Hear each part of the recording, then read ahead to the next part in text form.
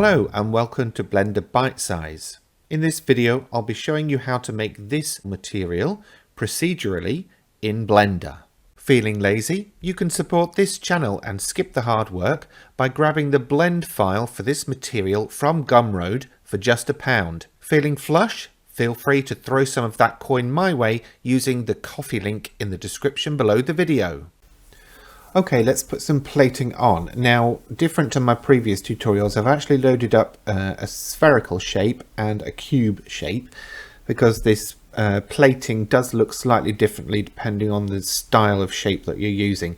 So seeing them both together hopefully will help you choose what to apply it to. As ever, I'm in the shading tab. I've got viewport shading enabled and I've got a principled shader applied.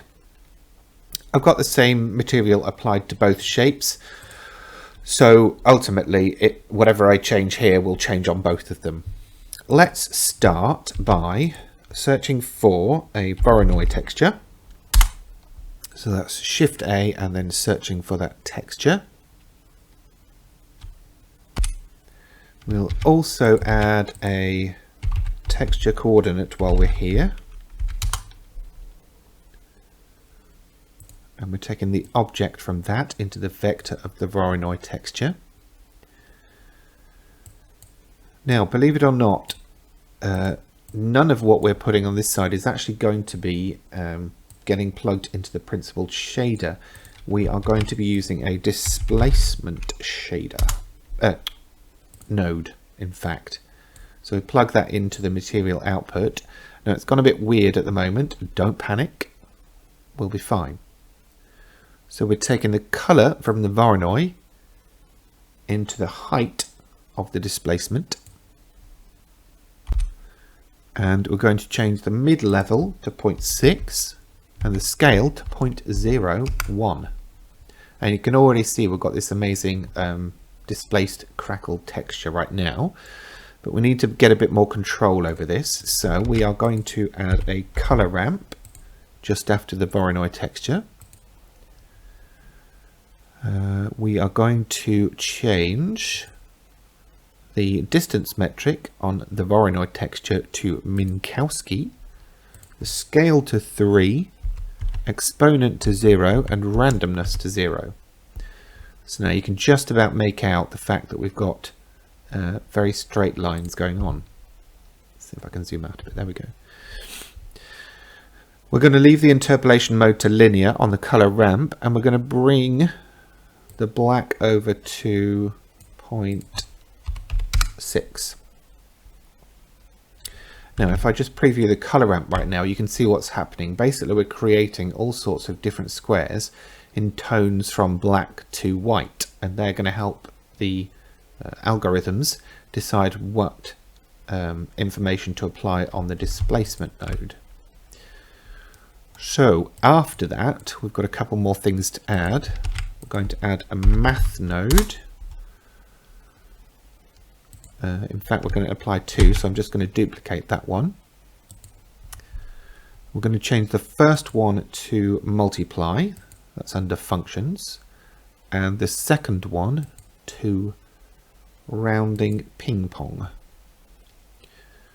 We'll set the scale of that to 1 and the scale on, the value on the multiply to 50.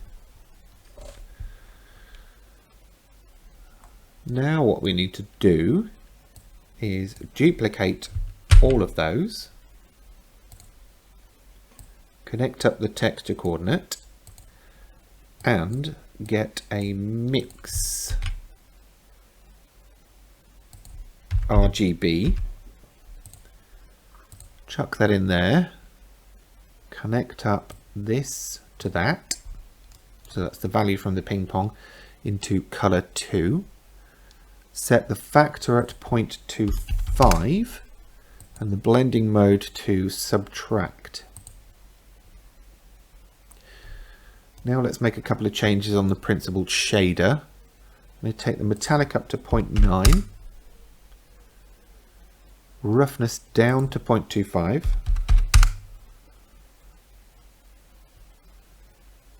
anisotropic I am going to change to 0.5, and the rotation of that to 0.455. Now, this might differ depending on what you're trying to achieve, but essentially what this is doing is rotating, sort of engraving within the metal, so it catches the light in different ways. So it's more about catching the light than it is about anything else. Right, on the bottom copy of these nodes, we're changing the value on the multiply to 75, the scale on the ping pong to 2, and on the bottom Voronoi texture, increase the scale to 5, exponent to 0.5.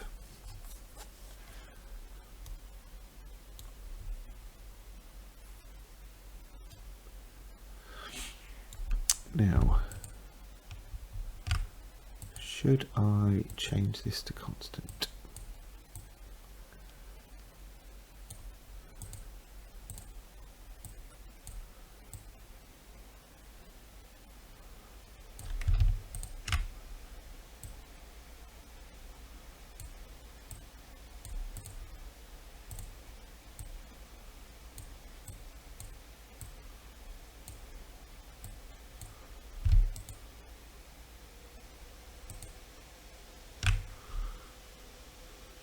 Now, interestingly, I'm getting a lot of artifacting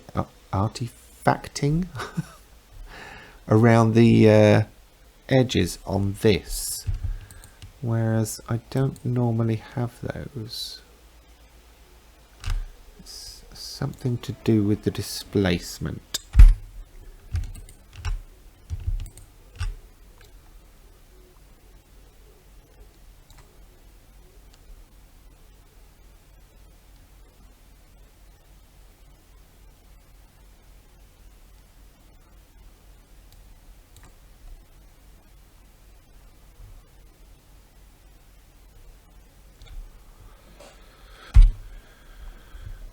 And I think what it might be is I normally have a subdivision modifier on here, which adds detail.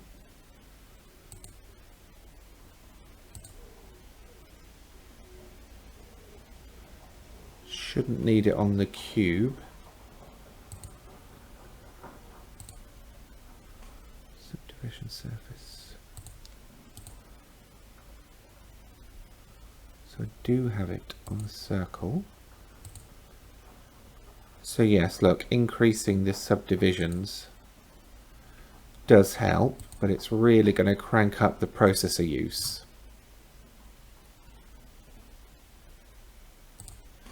Anyway, I think the long and short of it was, I didn't like the way that it applied it to spherical objects. It works much better with flat surfaces. So that's up to you. Anyway, let's just make a couple more adjustments. I'm going to change that back to ease.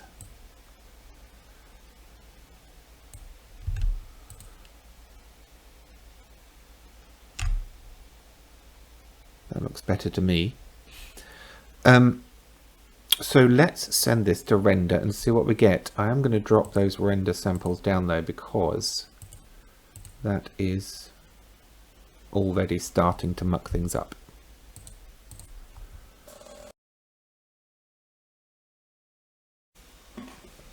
Okay, there you go. As you can see, on the spherical object didn't work so well, but on flat-sided objects like cubes or planes, this works beautifully and gives you a nice simple sci-fi random plating effect. If you found the video useful, please remember to give it a thumbs up and of course subscribe for future content. In the meantime, thanks for watching.